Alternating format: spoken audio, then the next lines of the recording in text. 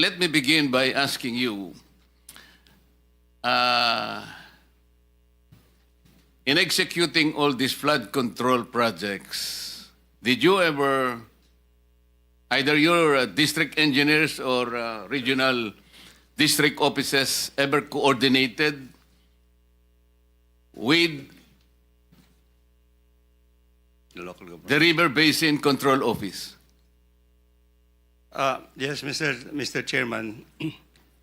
Let me explain a little No, bit. the answer Yes. is, the question is answerable by yes or no. There is a different... Have you ever coordinated with this obscure office called River Basin Control Office? I will explain to you why I'm asking this. It has a very, very significant relation to the subject matter of today's inquiry. Yes, Mr. Chairman. This River Basin Control Office was created by Executive Order 510. Kung nabasa po ninyo ito,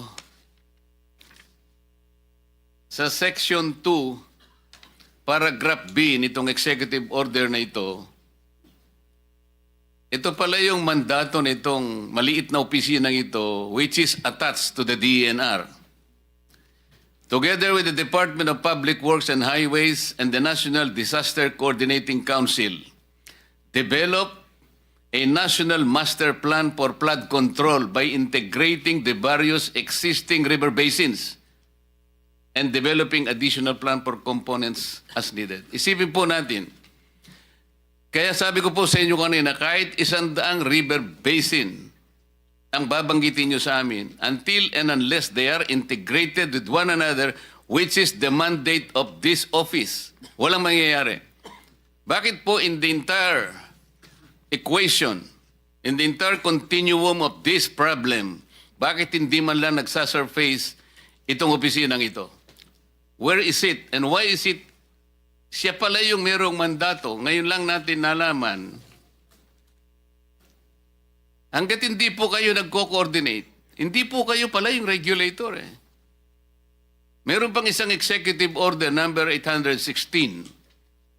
Sabi po niya rito, referring again to the River Basin Control Office. Whereas, sabi niya, the integration and harmonization of various government mandates and resources. Kasama na po kayong lahat dyan. In the provision of safe and clean water supply and effective flood control management for the entire country is emphasized in the medium-term development plan. Ang laki pala ng mandato nitong opisinang ito. Bakit po, Mr. Director General, did we invite the representative from this office? Kumbaga, yung palang susi ng lahat ng ito. Gawa na kayo ng project, DPWH. DBM, bigay ng pondo. Pero yung opisina na mayroong pananagutan na na-integrate, i-connecta lahat ng inyong ginagawang flood control. Natutulog pala, hindi pala nyo kinukonsultan, hindi pala kayo magkakakilala. So talaga pong walang mangyayari sa lahat ng project. Dito po, matibay na po ang kawalan po ninyo ng coordination dito. Bakit po nagkaganon, Secretary? Why is it that we have already seen, as of today, there is no semblance of coordination with this office? Why? Unfortunately, Your Honor, I think this is one of the challenges that we have to face. I'm not about to ask you about the challenges. We have. Yeah, the coordination actually. We have challenges. The But coordination seems to be not really in the right one, Mr. I admit, Mr. Chairman, that we have not had any significant coordination at this point in time. there was the no office. coordination at all. You started from the wrong foot. Kaya po pala ganito ang nangyayari. In the next hearing, we would like to know from this office, bakit po sa kabila ng lahat na ito pala ang kanyang pinakamandato, hindi niya nakuwang i-coordinate sa DPWH, sa DBM, and all agencies na may kinalaman para solusyonan ang pagbaha sa bansang ito. Siya yung nawawala sa the entire question. Kasi po, Mr. Secretary, itatanong ko pa sa kanya sana kung nandito siya. How do you classify the rivers in this country? Meron tayong national rivers, meron po tayong municipal rivers. Is that correct? That's correct, Your Honor. We have 18 major river basins, as I initially pointed out.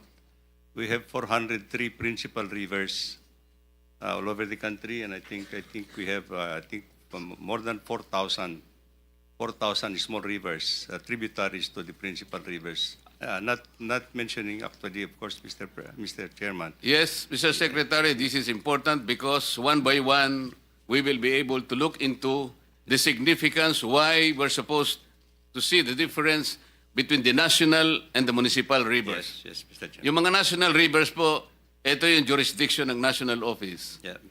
Am I correct? Correct, Mr. Chairman. Yung municipal rivers, ano po ang, di ba LGU ito? That's correct, Mr. Chairman. Ngayon, ito po yung pinanggagalingan ng katakot-takot na corruption. I will tell you, palagay ko, alam mo na rin naman ito.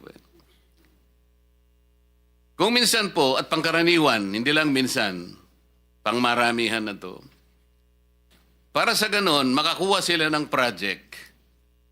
Kasi wala namang project ang LGU. Wala siyang pondo eh.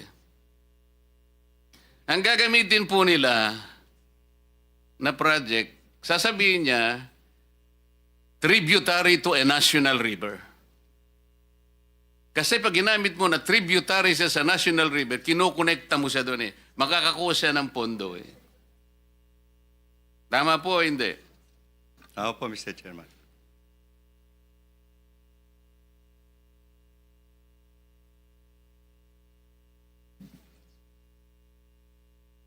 Yun pong, there are two kinds of flood control projects. One, those with feasibility studies.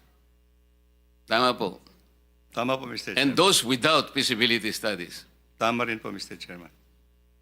Dito po sa may feasibility studies, Mr. Chair, Mr. Secretary,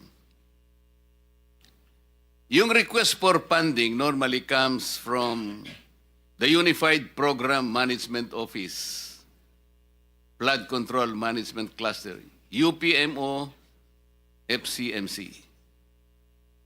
That's correct? Correct, Mr. Chairman, yes. The amount of the project is more than the jurisdiction of regional directors. Hence, public bidding is in the central office. That's correct. That's correct, Mr. Chairman. Most of this funding are ODA funds, usually from the ADB. From various lending institutions, Mr. Chairman, not only with ADB. Yes. Correct, Mr. Chairman. Marami, but usually ADB din pinanggagalingan. Di ba? UPMO is headed by Yusek Emil Sadain. Yes, Mr. Chairman. Yes, sir. Thank you for your presence.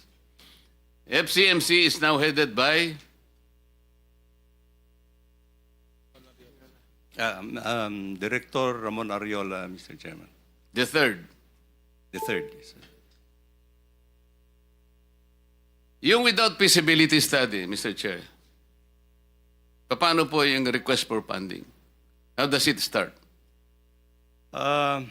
It starts with, I can only explain, Mr. Chair, when it is included into our National Expenditure Program proposals. No? These projects would have undergone some prioritization at the provincial level, and then it has to be elevated to the regional development councils. And it will form actually the regional project proposals. From the regional project proposals, they will call out the priorities that will be equivalent to the allocated allocation for each engineering district or legislative district, Mr. Chair. Yung source nito, Mr. Secretary, is the regular fund. Tama. Yes, Mr. Chair. As opposed to the projects with feasibility o the funds yun eh. All the funds, Mr. Chair. Ang basis ninyo sa request for funding is Department Order Number what? Department Order Number 23, Series of 2015. Am I correct? You're correct, Mr. Chair.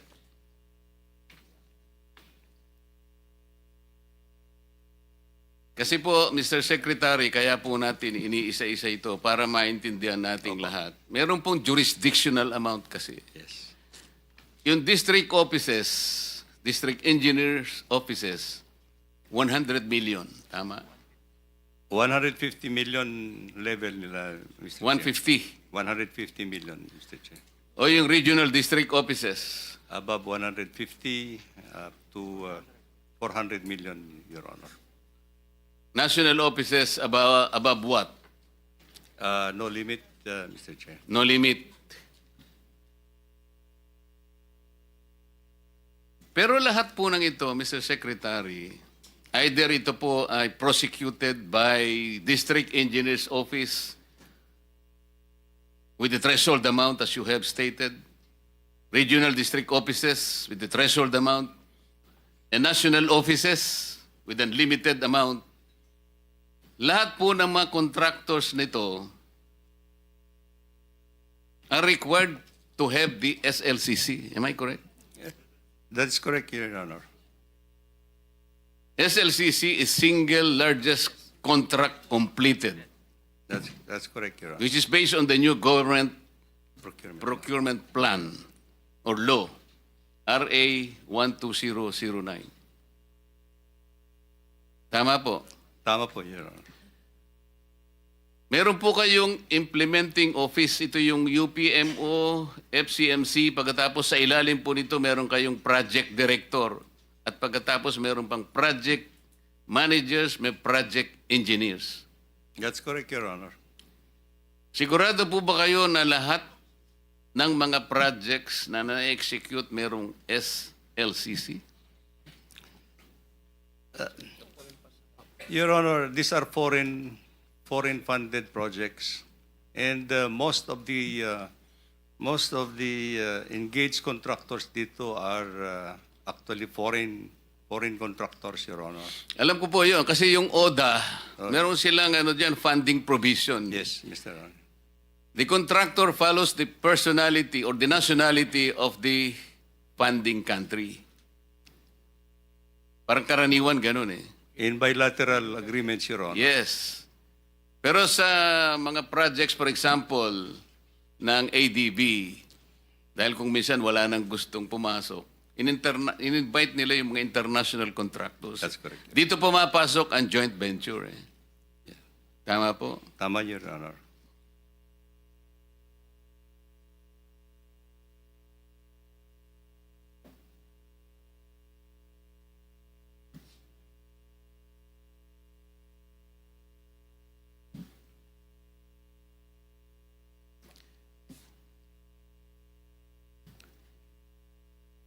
Paano po natin namomonitor yung mga joint ventures na kasi para magkaroon lang siya ng SLCC, kung makikipag-joint venture siya sa isang, let's say, Chinese contractor.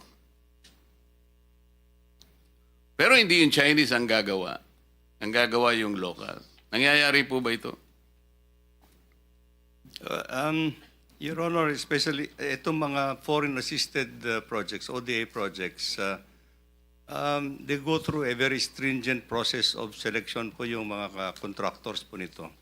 And in the implementation of these projects po, meron din pong overseer consultants actually that will oversee the day-to-day implementation of these projects, Mr. Chair. So, if there would be subcontractors that would have to be engaged by the principal contractor, this will have to go through a process of evaluation and approval, Mr. Chair. We cannot actually accept. I mean, the bank and the funding banks or agencies will not agree, will not approve any any subcontractor unless they go through the approval process, Mr. Chair. Before I continue, Sir Secretary, let me just acknowledge the arrival of Senator Mig Subiri. Please. So it's a very stringent process, Mr. Chair, for official development assistance or foreign funded projects actually in the engagement of the contractors, Mr. Chair. Actually, Mr. Secretary, yung sinasabi mong strict guidelines, that's debatable eh. Kasi ito nangyayari ito, this is an open secret. Halimbawa, doon sa isang flood control project na meron ng feasibility study, may mga enterprising congressmen eh. They will request that these projects be implemented by the district engineering office. Sa mga nakaraan GAA natin, makikita mo yan eh. For example, the project is budgeted for 500 million to 1 billion pesos. It will be divided into several small projects, say 50 million to 100 million each. Kaya makikita mo, as observed by the President, bakit ay kakanyang pare-parehong 100 billion, 100 billion, 100... Para bang there are 2 or 3 or even 10 major projects, flood control projects na talagang ang para ba parehong-pareho yung cost eh. This is impossible. Kaya lang talagang binrake mo na dun sa ano eh. May break up na kasi. Kailangan talaga eh. Kaya pagpaparti-partihin na lang sa 100. Kasi ang ano dito, Secretary, alam mo naman ito eh. Para sa ganon, yung congressman, maibigyan nyo doon sa favored contractor. Magagawa natin ito. And we can prove this. This office will just ask, for example, from the Office of the Undersecretary for Planning and PPP Services, Yusek Cabral yata ito, sir. Your Honor, yes. Kapag na-request po ng Blue Ribbon Committee, sino-sino yung katakot-takot na mga congressmen na palagi na lang nagre-request ng funding sa nature. Dito po lalabas lahat ito eh. Nakikita po namin. And I'm sure the office will cooperate with the Blue Ribbon Committee. Dito po makikita natin yung napakahilig mag-request ng funding. Tama po ako, hindi? Tama po, Your Honor.